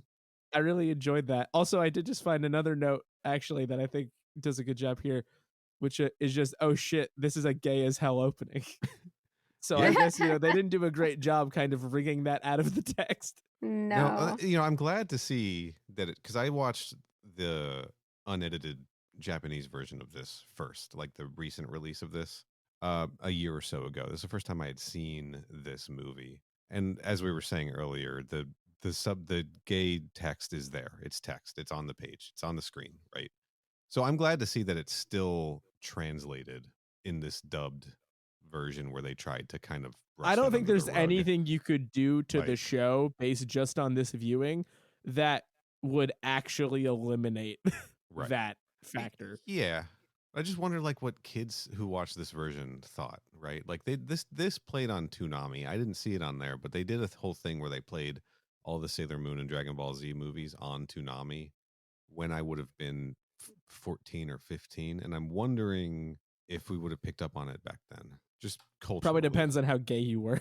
Right, that's And true. I say that as a little bit of a joke, but also not a joke. Like, I was thinking about this recently, and I can't quote exactly what it was, but I was thinking about something that I was watching when I was younger that I picked up on that was kind of queer, and I was kind of surprised at myself, like, why didn't I realize it sooner? Yeah. Because Was it Totally Spies? dude, Totally Spies is on some shit. I've never I'm sorry seen for that. interrupting, but Totally Sorry. Spies is nuts. Like, No, I don't know what it was. But whatever it was, I was like, damn, I was like 8 or something, and I realized whatever it was. I was like, man, why didn't I realize this sooner? Shit. Because, Yeah. like, I think even my parents didn't realize whatever it was. I don't know. But yeah, Well, like, I mean, not going to put you on blast here, Sarah, but you're a queer person. yes. Maybe it was just normal to you to see it, right? Like, Right. it, Yeah. it just seemed standard. right. Like, You yeah. just related to it, so you're like, yeah, I get this. we finally outnumber Neil on this podcast. Yeah. We're Well, coming, Neil. I'm sorry, you outnumber. I'm sorry. Queer people outnumber you, Neil. Well- Outnumber Neil's now. do we, Corey? Yeah, Maybe. I am assuming. maybe you shouldn't. Don't assume. For the sake of the joke Don't I was assume telling, everything. I was assuming. Yeah. And if I'm wrong, just cut the joke out and yell at me later. No, it's fine. I'm totally fine with this staying in, but maybe we should have a conversation later. Remind me to tell you about the concert we were at last year. Yeah. Damn. Okay. Well, I feel bad about having done that now. I'm sorry. No, you're good. You're good. It's never really come up. So This had it. isn't live. It's fine.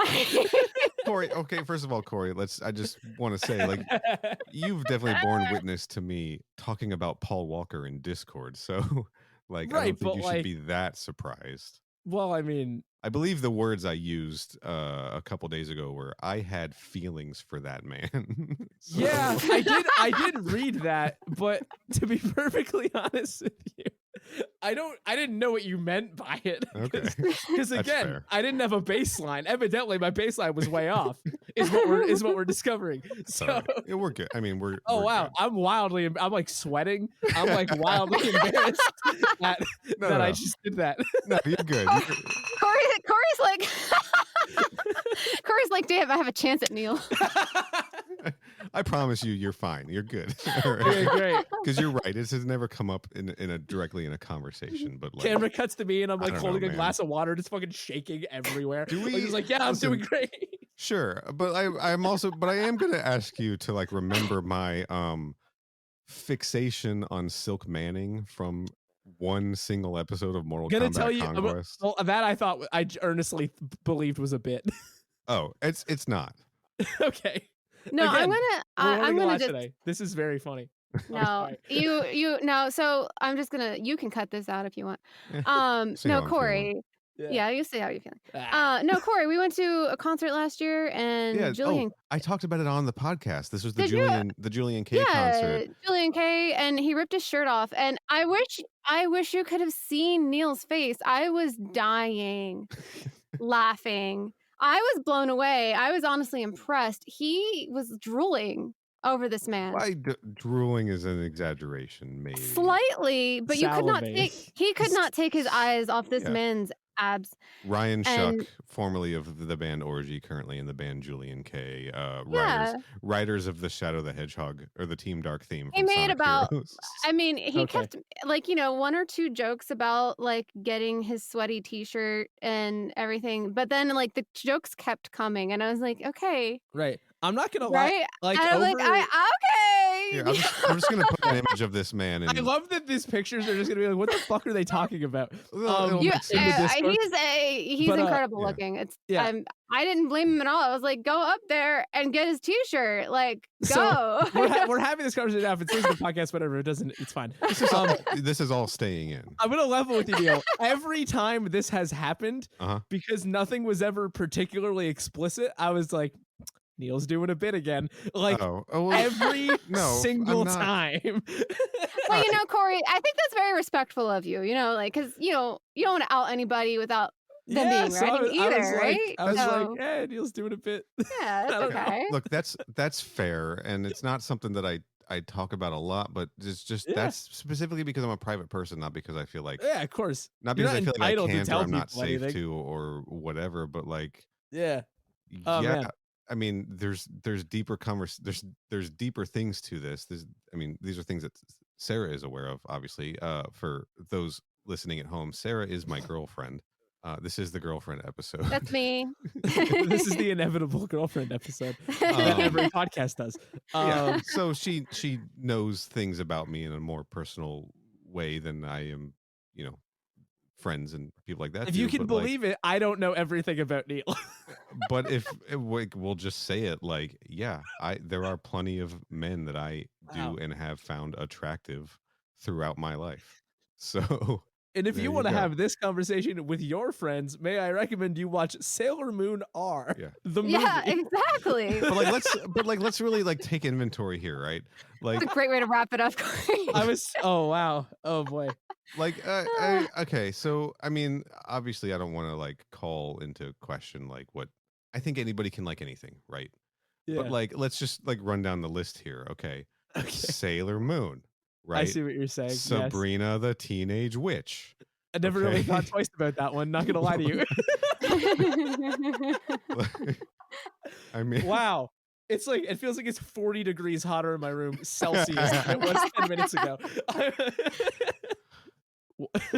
So- Does Buffy go in there too? Buffy the Vampire Slayer. Uh-huh. There's a big one, right? Like Yeah. Jesus, when we have Brandon and Jeff on, we can't stop talking about Buffy for the podcast. So But like I don't is Buffy that?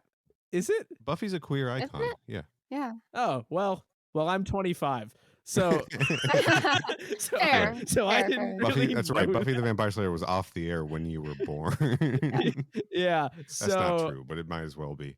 Um, Corey, just to get us back on topic of Sailor Moon, God, this movie was I'm made. wildly embarrassed that I did this. And for the record, you can cut this out. If you did not want to have the conversation, I'm genuinely sorry. No. I'm telling you right now, I'm 100% fine.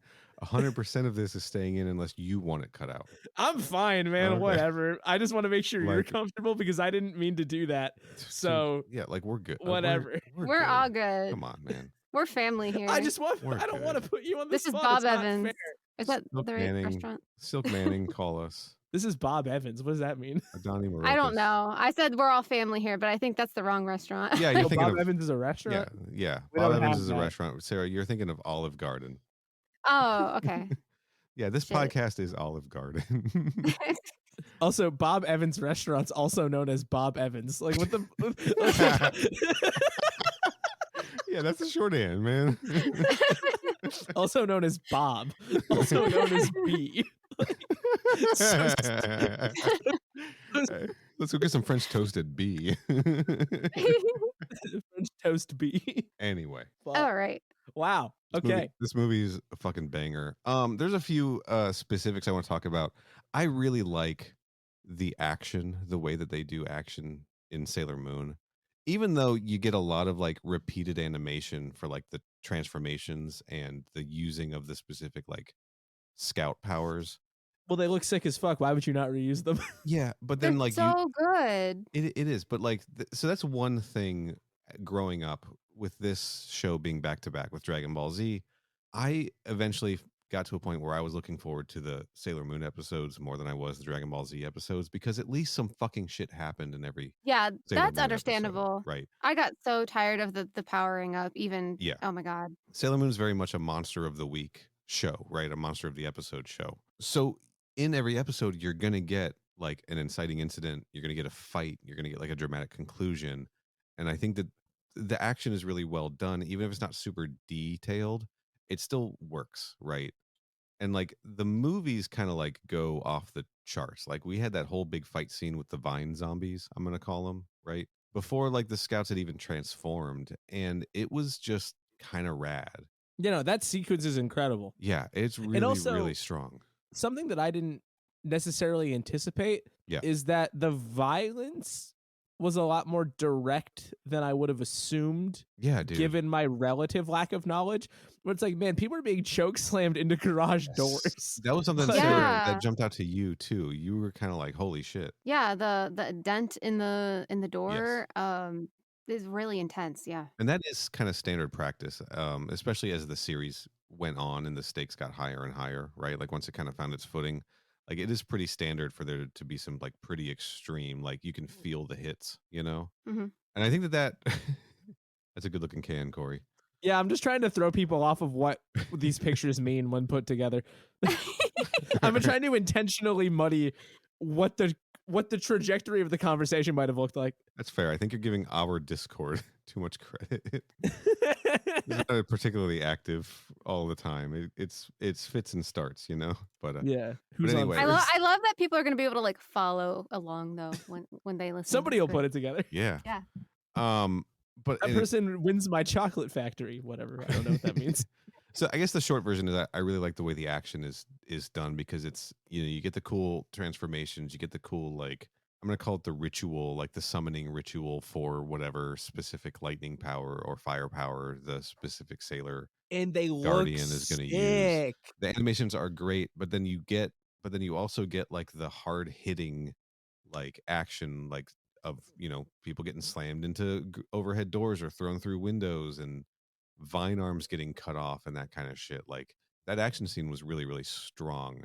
Sarah, I had a question for you. I alluded to when we watched this last night. The thing that Mhm. Ray does when she like sort of puts all the zombie people down with those talisman scrolls or whatever. I wanted to know Yeah. what the cultural significance of that was. Because I don't remember that Yeah. So being sorry, I don't remember that being a thing that she does very often in the show. So this Mhm. seemed like, I mean, maybe maybe I just don't remember, and she does it when like the stakes are really high. But it was really effective. So I'm just kind of curious about what that was. yeah, I really liked that too. One of my favorite things about studying in college was studying Shinto, which is the native religion of Japan.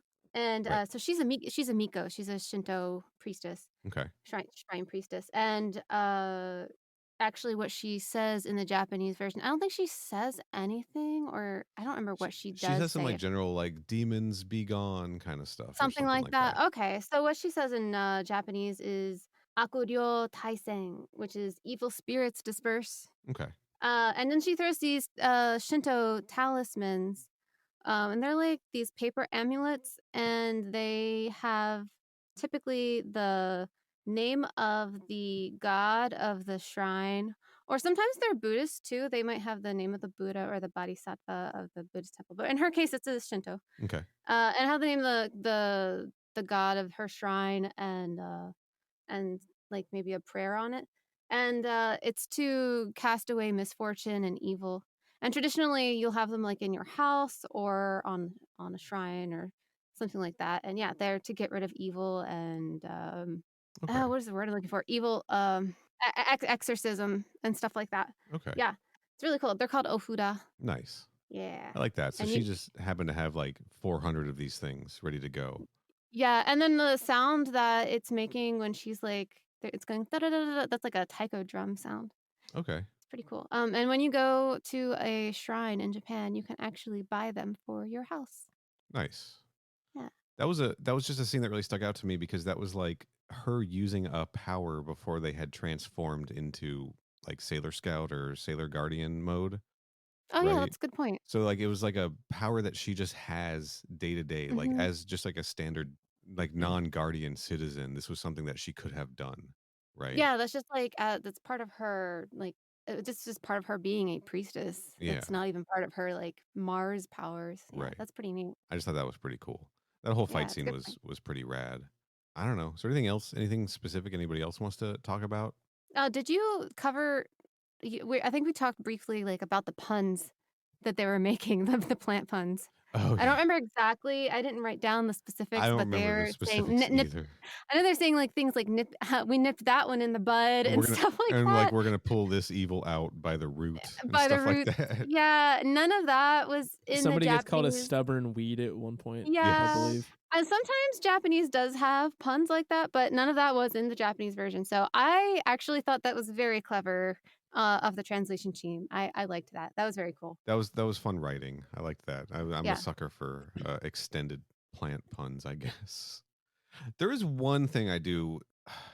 We just have to unpack a moment from the end of this thing. Mhm. If you guys can just like come with me on this journey to like unpack this specific moment. Okay. It is after Fiore has like turned good and like the Cassinian blossom has been destroyed, right? The little evil topless lady that lives on his lapel. And Sailor Moon has like her power has been drained from destroying it by using the silver crystal, which everyone was like terrified would kill her, and it turns out it essentially sort of did, right? Her power was completely drained by the end of this thing, and her eyes were like that solid black color, really creepy and unsettling Yeah. looking. Like the dead look. And Fiore goes up to Darien and he hands him a flower and he's like, "Give her the nectar from this flower. It's my life force and it'll bring her back." Right? Because he's like, Mhm. come around. He's like, she's not the enemy. This little lapel flower got me all fucked up. Right? She's not the bad guy. Darien loves her. And if I care about him, I need to be supportive and all of that kind of stuff. Right? So he's like, give her this nectar. It's my life force and it'll bring her back to life. Darien then puts his mouth towards that flower and then it cuts to him kissing her and her coming back to life. This implies to me that he like sucked the nectar out of the flower with his mouth and then like baby bird fed it to her, Yeah, that's what I thought. which is just the grossest fucking thing I can I think of. assumed, in the interest of the romance of it all, it was less of a baby bird feeding scenario and more of a smooch. I mean, it was a smooch, but it was like, he's like, I know how to deliver this to her. I'm going to slurp it up with my mouth. Well, maybe it was more of like a lip gloss kind of situation Maybe, but it didn't seem like than a slurping like situation. it could be applied to his lips that well. It was just an odd delivery system for this, in my opinion. But I understand they want to go for like the romantic, the Sleeping Beauty moment, right, where he Yeah. kisses her and she comes back to life. I get it, right? Uh, The romance is yeah. like a big aspect of this series. So, Not to be super ridiculously logical. well, please do. That's what this show is about. Uh, but as an Maryland Eastern Shore hick, uh, I used to eat the nectar out of honeysuckle that Sure. grew on my farm, Yeah, right? you'd sprinkle a little Old Bay on them. I never. That's a great idea. Oh man, why didn't I ever do that? Son of a bitch. Damn! That's a good idea. Don't let the government of Maryland know you didn't do that. I know I'll get in trouble. Anyway, uh, Anyway, so you have to like actually like really like pull the nectar out. You actually do have to suck the nectar out of a flower okay, logistically. So, maybe he actually did have to do that to deliver it to her. interesting. All right, Yeah, that's fair. because the nectar's like in the deep, deep part. It doesn't just like fall out. You can't just like tip it over. You do have to actually suck the nectar out of a flower. Okay, And I know they probably did want to do the romantic thing and stuff yeah. anyway, but Well, if they want to yeah. do the romantic thing, they should have showed us him sucking the nectar out of that boy's Right. flower. Like, what? Anyway, I got one more thing I want to touch on in terms of just like Sailor Moon lore. Before you do that, can I just read the funniest note that I found in my notes so far? Please do. This podcast Did could you use some levity. Do you also want to see him suck the nectar? No, but could you imagine if I had a note that said that? That would be extremely funny. He's That'd be about to get incredible. his nectar sucked. Yeah. Right. Oh, I told somebody about that for the first time recently and like showed them the clip and everything, and they were just completely in fucking awe. Sarah, That is like a real. Do you remember that when I made you watch Mortal Kombat 2021 and Cabal says he's about to get his soul sucked? Just a real thing in a movie. It's a real thing that happened in a Mortal Kombat movie. So I've got some notes that are like, bro, the power of friendship, Hell and yeah. like his hair inverted color, so you can tell that it's bad. But I do have a note. These are important notes, dude. I You've do been sitting have on a these. It's been an hour and 41 minutes. You've been I do sitting have on a note these. that said, this is in all caps. See, she's getting through to Fiore. I told you, bro. Power of friendship type beat. Oh man. It's Which true. is It's true, man. It's fucking true. That's yeah. Sailor Moon, dude. And then I do just have a note. I don't know what line this is in relation to, but I do just have a note that just says "so fucking true, bestie," and I don't know what that's about. But somebody said something near the end that resonated, I guess. So Maybe it was the song. You just had it a might have been moment. actually right. It's funny That you say that. fucking Right song. before the note, right before that is, dude, what is this Moon Crystal fucking bop of a song? So, Corey, that song, that English language song, obviously made for this Yeah. version of the movie, will be the intro and outro to this podcast oh, episode. thank God. Yeah, I'll and get then you a and link then later. right after that, it just says, "Man, this is just pure as fuck. This is so sweet and nice." Right? It is. It's just fucking sweet and nice, right? It is the opposite of Mortal Kombat. In many ways. But the friendships are real, much like Sirotaja and Kung Lao in Mortal Kombat Conquest. There's the connection. We got there. I do want to talk a little bit about this Sailor Moon lore thing. Something that I just appreciate, right? Because starting in episode 1 or 2, I think actually it's episode 2 when Tuxedo Mask first shows up, his whole thing is throwing this rose, right? He throws this rose, it interrupts the fight. And for those early episodes, at least, he says something like vaguely encouraging to Sailor Moon and then just walks away. And then she finishes the fight without him. He doesn't do anything, right? For most of the time. But then in this movie, like we see him like throwing the rose to stop Fiore from killing her, like throwing the, like twice, I think he does it, right? And that rose is so like integral to his character, to the point where in the Tuxedo Nux drawing that I posted in the Discord, he's got a handful of roses. He was throwing roses in that comic book as well. And this movie gives us the explanation of the rose, right? Because we see him at the beginning give Fiore a rose. There we say it tells us the promise of the rose as well. We see later on that rose that he gave to Fiore was a gift that a very young Serena just happened to give to him because she was at the hospital as a child when her baby brother was being born, while Darian was at the hospital mourning the death of his fucking parents. And she gives him this rose to be like, here, these were for my mom, but I'm going to give one to you to cheer you up. And then Darian, losing his childhood friend, this space alien plant dude, gives him the rose, which is like symbolic of like this love and this friendship. And it becomes this thing that Tuxedo Mask does. Like this, it becomes a part of his character and his style. And it's just like interesting to see like the origin of that explored in this, right? And like that ended up being like the thing that like turns Fiore's heart around at the end of this, is when he realizes that the rose that he was given came from Serena in the first place. And like that's what she does. She just spreads love and care, dude. Right? I just liked that. I just liked that as it builds on the character. It ties into like the mythology. And you know we're all about mythology on this podcast. I just really And there it is. that. There's the tie-in. I just really appreciated that story. That's just me being genuine about this thing for a minute. It's just nice. It's real nice. It is. And I think that we need to cover the other movies, the other two. I think so too. And I think we need to cover the dub versions. We need to stay consistent with these DiC dubs if we can. Less excited about that, Sarah? つまらないよ. Okay. Write us in. The boys at mkpodquest.com. Let us know what Sarah just said in Japanese. If you get it right, you win a chocolate factory again. We've got a lot of these lying around. We have a lot of stuff to sort of offload. You'd think, given all the assets we could liquidate, that it might be easier to buy drinks with this sort of shipping cost innate to it, but it's not as easy as you might think. It's hard to convert chocolate factories to real dollars. Yeah, that's what they don't tell you when you purchase a series of increasingly elaborate chocolate factories. Yeah. What am I talking about? Complicated investment. What am I doing? I don't know, man. Mean? I'm just yes-anding over here. Well, do either you have anything else you want to say about Sailor Moon R, the movie, The Promise of the Rose from 1993? Too many those. One question, Corey, how old were you in 1993? You know I wasn't alive in 1993. I was -4. Oh my God.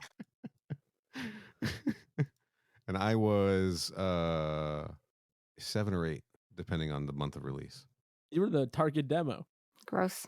Gross. How old were you, Sarah, when this came out in 1993? I was 3 or 4. 3 or I was 4. 3 until well, wait, hold on. No, incorrect. I was 2. Hold on.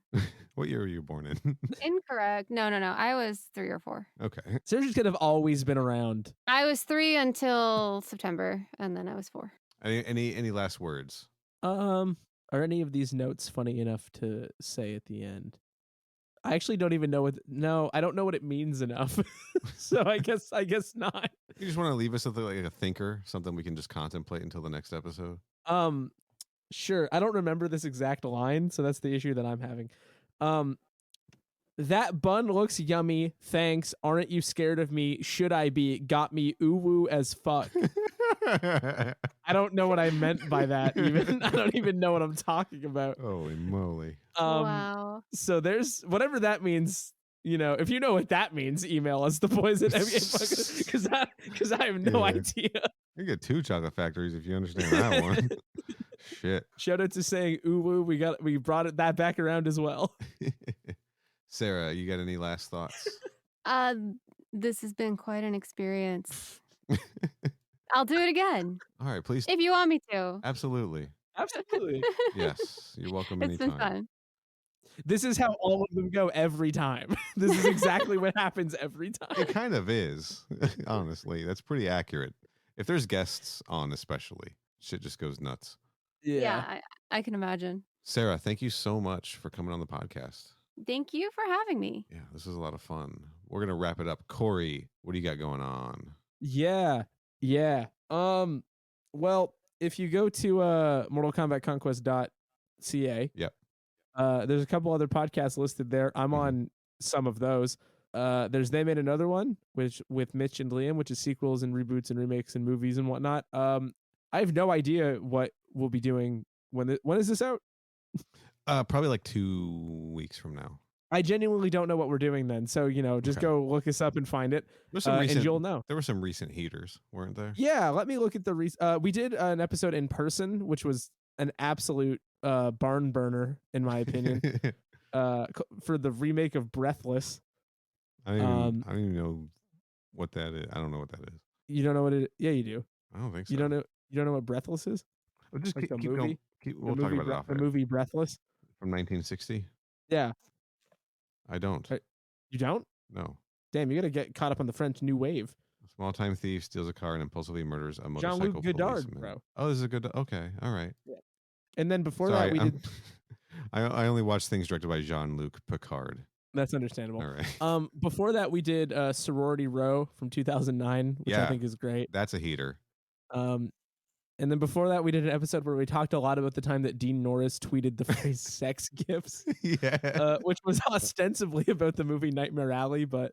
Dean Norris from Starship Troopers. Yeah, and Breaking Bad, I guess. But Okay, anyway, I guess Breaking Bad. And then also the F1 season starts soon, and I do a podcast about that as well. Strat 2. That's Strat 2, yeah, with Callum. That's also on the website, so just go to the website, and that's the website. You can find me on Twitter at Final Neil and Instagram at Final Neil Retro. You can find this show on Twitter and Instagram at MK Podquest. We have a website, mkpodquest.com. Find links to our YouTube channel. Motherfucker, we are at 99 subscribers. We are one away. We need the custom URL so bad. From the custom URL. And listen, I know that for the past 4 months I've been sleeping on getting the YouTube episodes in, but I am literally, as I speak right now, in progress of getting several of them we're rendered. back a dinosaur story type situation. Yeah, rendered and uploaded. So the YouTube channel's coming back. So we need one more fucking subscriber. Get that custom URL. Even if it's a bot. You'll find a link at mkpodquest.com. I don't care if it's a bot. I don't care if it's a burner account. I don't care. One more. Let's do it, people. This is how we find out that I'm not subscribed or something. Yeah, I half suspect you're not. No, what I think if I'm not? I gotta double check. I'm pretty sure I made. I'm pretty that. sure you are, Sarah. I know that I asked you. I gotta be. I know I gotta be. Unfortunately, I won't be me. You can find links to the podcast at mortalkombatconquest.ca or mkpodquest.com. And I do another podcast all about the Alien franchise with a little bit of Predator splashed in when necessary, called Crew Expendable. You can find that show at crewexpendable.net or search a podcast app for Crew Expendable. Kenny and I have a good time over there digging into a lot of Alien comics recently, but we'll be jumping into Alien 3 very soon. And there's a link to that on mortalkombatconquest.ca as well. And of course, let's get Corey some more of these Sailor Moon seltzers, ko-fi.com/mkpodquest if you want to support the show. They really could have just called it Sailor Seltzer, I guess. They fucking should have, right? Yeah. It sort of seems like Hey, it's that's right really there. good. This is kind of the end of the plugs. I think we're good. On that note, Sarah, once again, thank you for dealing with us. And as always, do your thing, Moon Mama.